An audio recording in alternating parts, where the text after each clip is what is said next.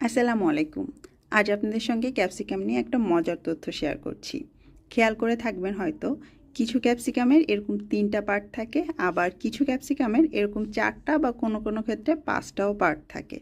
এখন কোন ক্যাপসিকাম কোথায় ব্যবহার করবেন? ধরুন আপনি কিছু রান্না করতে চাচ্ছেন, হতে পারে সেটা চিকেন মাঞ্চুরিয়ান বা চাইনিজ ভেজিটেবল অথবা যে কোনো ধরনের রান্না যার মধ্যে আপনি ক্যাপসিকামটা ব্যবহার করবেন। সেক্ষেত্রে অবশ্যই এরকম ৩ পার্টওয়ালা ক্যাপসিকাম নেবেন, কারণ এগুলো তুলনামূলক হালকা একটু শক্ত আর একটু ঝাল ঝাল ভাবেরও থাকে। তো রান্নায় ব্যবহার করলে খেতে বেশি মজা লাগবে। আর যদি আপনি স্যালাড বা অন্য কোনো কারণে যেটা কাঁচা খাওয়া যায় এরকম কোনো কারণে ক্যাপসিকাম ব্যবহার করতে চান, সেক্ষেত্রে অবশ্যই এরকম ৪ বা ৫ পার্টওয়ালা যে ক্যাপসিকামগুলো পাবেন সেগুলো নেবেন। এর কারণ হচ্ছে এইগুলো হালকা একটু মিষ্টি স্বাদের হয়ে থাকে, স্যালাডের সঙ্গে খেতে খুবই ভালো লাগে।